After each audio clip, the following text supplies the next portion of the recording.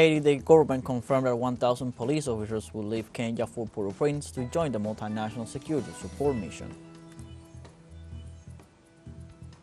In Palestine, social movements reported that there are at least 21,000 Palestinian children missing in Gaza amid Israel's genocidal war. And in Russia, government authorities described the shelling of Sebastopol and Dagestan as barbaric, accusing Washington of killing Russian children.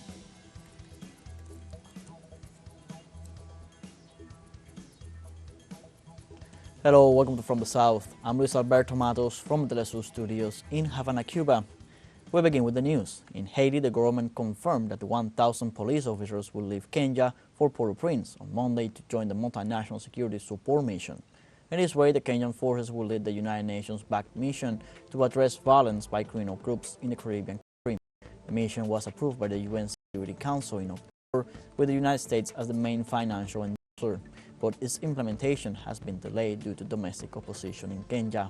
In turn, human rights groups have accused the Kenyan police of using excessive force and carrying out unlawful killings, and reminded of the many human rights violations committed during previous foreign missions in Haiti.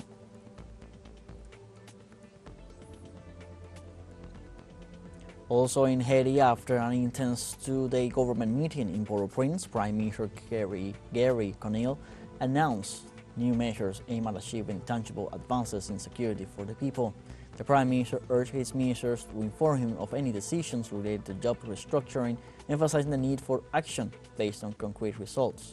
Conille encouraged the implementation of novel initiatives and consultation with other members of the government before making crucial decisions to maintain smooth and effective communication.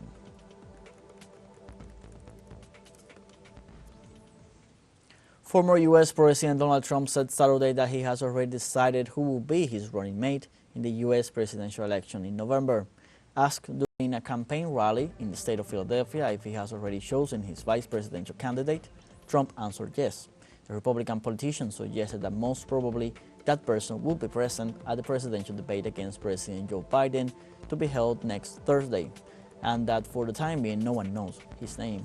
Previously, Axios reported that fundraising ability will be a key factor in the election of Trump, and among the possible candidates for vice president for the Republican Party are North Dakota Governor Doug Burgum, South Carolina State Senator Tim Scott, and Ohio State Senator James David Vance.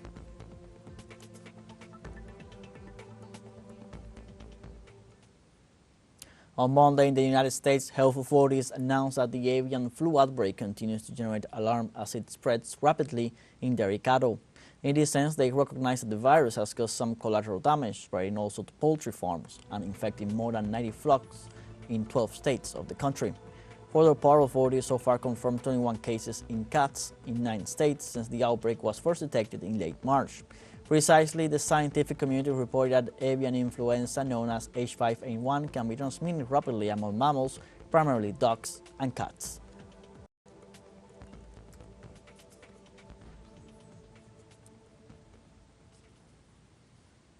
And in Costa Rica, 1 out of every 3 violent deaths of women registered is a femicide. Feminist organizations and lawmakers call on the executive branch to declare a national emergency. The Observatory of Gender Violence Against Women and Access to Justice reported 29 violent deaths of women from the beginning of 2024 to June 13th. The organization assures that there are 18 additional pending cases awaiting confirmation. Women's rights defenders also pointed out that femicides do not have the media coverage of other cases of violence and fear their occurrence is being normalized.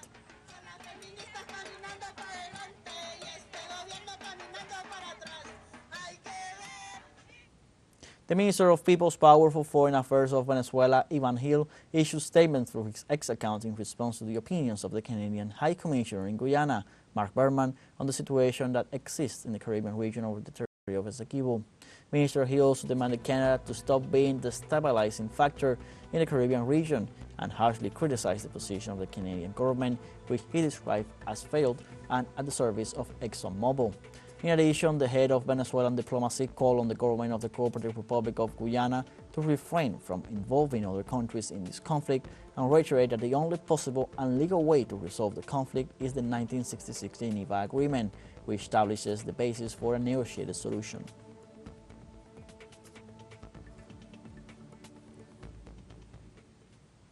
And on Sunday, the Venezuelan government conducted the first day of delivery of passports and extensions to nationals of Venezuela in Ecuador.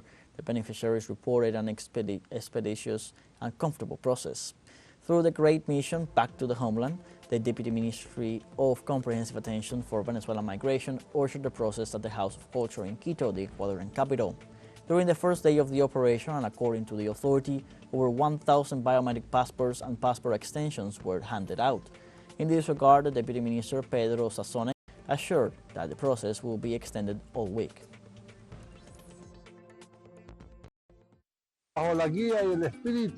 Under the guidance of the spirit of our liberator Simón Bolívar, we want to announce that the Vice Ministry for the Protection of Migrants announced that on June 23rd begins the process of delivery of all the passports of Quito and Guayaquil, whose journey will culminate on June 28 as part of a mission of a comprehensive care under the guidance and direction of our President Nicolás Maduro, and the support of the Administrative Service for Identification, Migration, and Immigration as the new reference of the great international mission for social protections. As we say, Venezuela is where you are.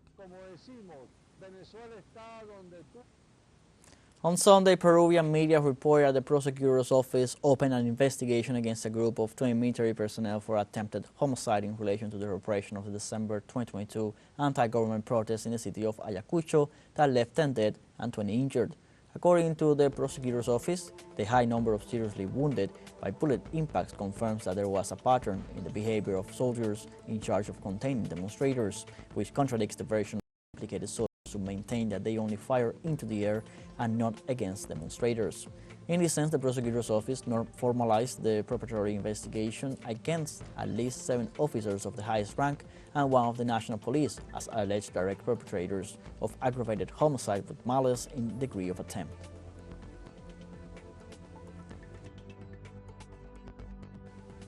Meanwhile, Peruvian President Dina Boluarte began her trip to the People's Republic of China, where the head of state is scheduled to meet with President Xi Jinping. During the visit, President Boluarte aims to expand and strengthen ties with China, her country's main trading partner. The trip includes important political and business meetings in 3 strategic cities, where an agreement will also be signed to train 20,000 young professionals, women, and small and medium-sized entrepreneurs in new information technologies such as artificial intelligence. Let's now take a short break, but remember you can join us on TikTok at teleSUR English, where you'll find news in different formats, news updates, and much more. Other stories coming up. Stay with us.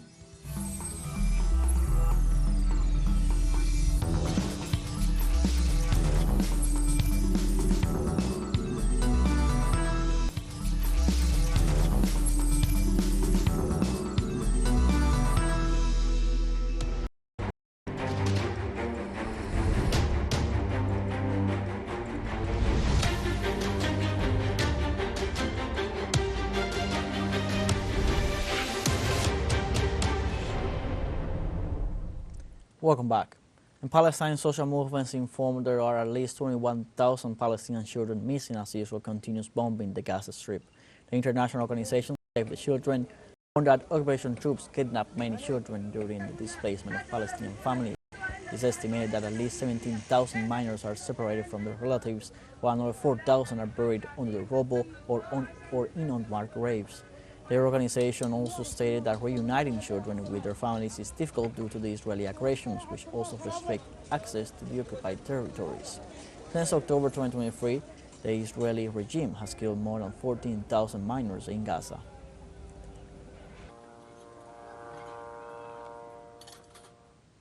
In Palestine, the Colonization and War Resistance Commission accused the government of Israeli Prime Minister Benjamin Netanyahu of intensifying the theft of Palestinian land in the occupied West Bank. A statement issued by the institution denounced that since the arrival to power of that cabinet at the end of 2022, radical changes were approved to promote the expansion plans of the settlements, occupying and stealing more and more Palestinian land. The Commission also condemned the forced displacement of civilians in various communities to expand settlements in the occupied territories, actions considered illegal by the international community and several United Nations Security Council resolutions. To date, Israel has invaded close to 2,700 hectares of land in the occupied West Bank.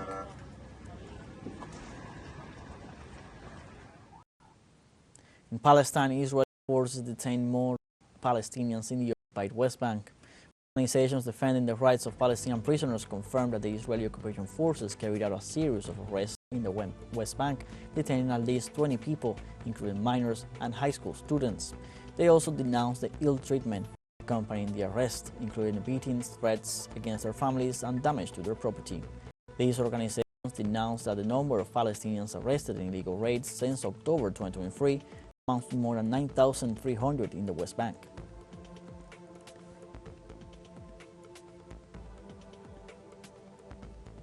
And on Monday, Iran hosted the 9th meeting of foreign ministers of the Asia Cooperation Dialogue. In this way, Iran's acting foreign minister Ali Baker Khani announced the hosting of 41 diplomatic delegations at the working meeting, while he stated that the event provides a platform for strengthening cooperation among Asian countries and shows the Asian desire for multilateralism and inclusiveness. Within this framework, the Iranian delegation saluted the brave and defenseless people of Gaza and strongly condemned the continuation of the Zionist regime's crimes and the inaction of the international community regarding the genocide during the past 8 months.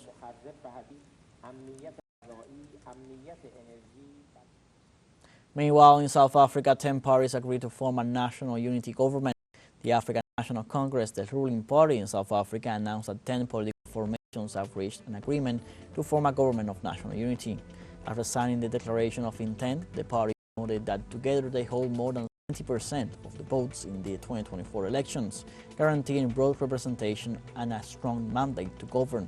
The coalition groups the ANC and Democratic Alliance, the country's two largest parties, as well as the Patriotic Alliance, the Inkatha Freedom Party, Good Party, the Pan-Africanist Congress of Azania, the Freedom Front Plus, and others.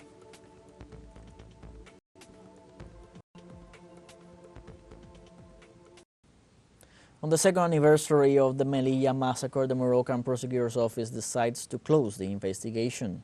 The incident, regarded as the most deadly ever recorded at the European Union border, occurred on June 24, 2022, when 27 Sudanese nationals died during a conflict with Moroccan and Spanish security forces at the Melilla border fence. As reported by the Moroccan Association for Human Rights in the aftermath, and although independent investigation showed that there was deliberate intent on the agents as well as violence and abuse against migrants by the Spanish police, the Moroccan Public Ministry concluded that there was no disproportionate use of force or any other human rights violation, with Spain concluding its own investigation in a similar way this year.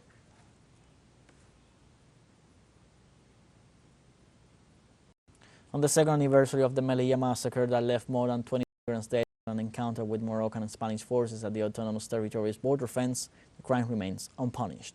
Sergio Rodrigo, our correspondent, provides more details. Good morning to the teleSUR audience from the border crossing of the Chinese neighborhood of the autonomous city of Melilla in Africa. Here, 2 years ago, at least 23 people died, and according to the NGOs, there were 37 deaths by the time around 1,300 migrants approached this border crossing trying to circumvent this fence, the Melilla fence.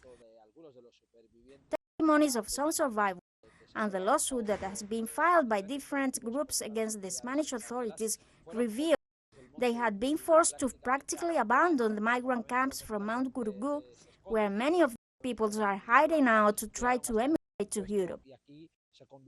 They got to those camps, which turned into a nightmare as the Spanish-Moroccan authorities applied tear gas and anti-riot material that claimed the lives of at least 23 people, according to the Spanish authorities, though local Moroccan NGOs reported 37 deaths. Up to now, 77 people are still missing. 2 years later, a court in Melilla continues an investigation which some plaintiffs said is still slow. But the truth is that 2 years later, there has been no accountability or policy for the Melilla massacre, which is now 2 years old, and in which the groups have asked for doing justice to those who continue to circumvent and try to find a safe place, as was the case of those citizens, usually from Sudan and Chad.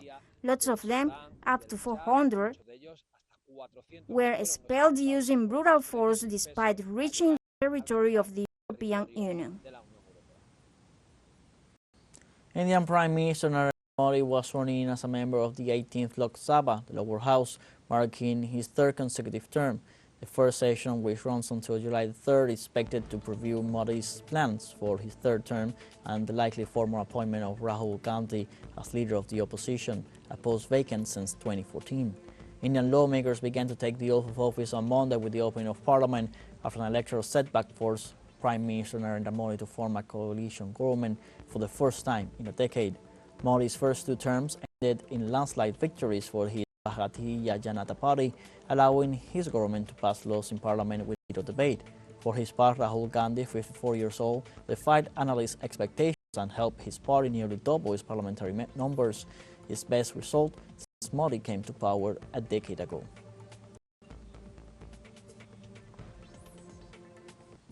We have a fun short break coming up, but before we invite you to join our WhatsApp community for our English-speaking audience, you can scan the QR code on screen to join directly and share the link to reach more people. Constant news coverage of Latin America and the Caribbean as well as the rest of the world. Stay connected and informed with teleSUR. Fun short break, don't go away.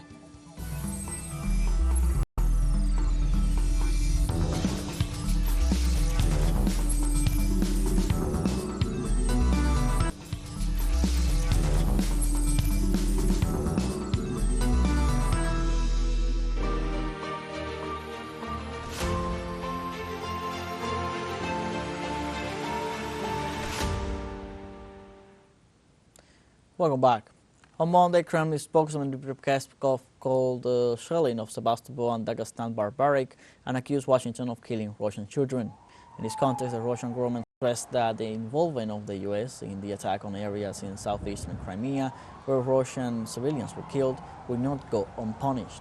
For his part, Peskov assured that the measures to be taken would be known in time, but the Russian Foreign Ministry announced that it had summoned Lynn Tracy, the U.S. ambassador in Moscow, to inform her of retaliatory measures.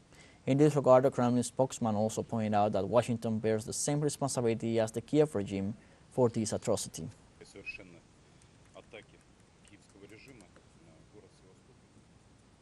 The European Union on Monday adopted the 14th package of sanctions against Russia, which includes restrictions on the transit of Russian liquefied natural gas and adds new individuals and companies to the list of those already sanctioned. The new restrictions cover 116 individuals and companies from Russia and abroad.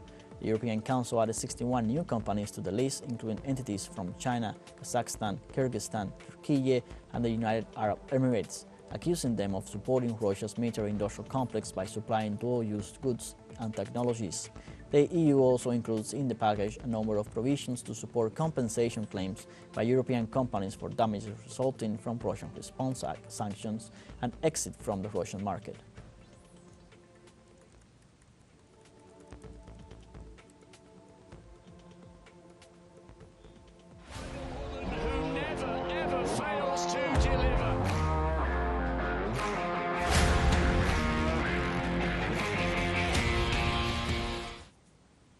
On Sunday, the third day of the Euro Cup 2024 group stage kicked off with a 1-1 draw between Germany and Switzerland. This way, the favorite of Group A secured the first place with 7 out of 9 possible points, while Switzerland finished second and secured their presence in the next elimination phase with 5 units. For the Germans, Niklas Füllkrug scored his second goal of the competition to tie the game and avoid a defeat. And as part of Group B, Croatia will face Italy in a game where the former is forced to win to ensure its direct qualification to the next phase. For its part, Italy could settle for a draw to leave its opponent without aspirations. Croatia has only 1 point so far after following up their defeat by Group B winner Spain with a 2-2 draw against Albania. Without a victory so far, Tuesday's game will be the must-win match for Luka Modric's team. Moving on to the Copa America, where on Sunday Team Uruguay made its debut, one of the big favorites to take the trophy home. In a match played in South Florida, the Uruguayan team won 3-1 against Panama. With this triumph, the South American squad collected its first 3 points and will now face Bolivia in the next game. In this context, on Tuesday, Brazil will make its debut and try to catch up with Argentina and Uruguay, which have already won their respective first games.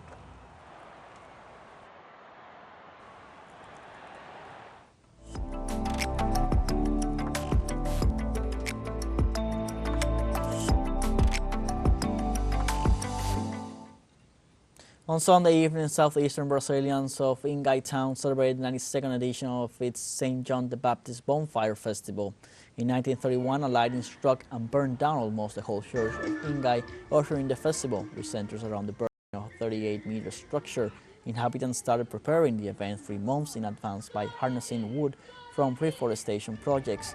The festival, which also includes fireworks display, gathers up to 20,000 people in Ingai every year.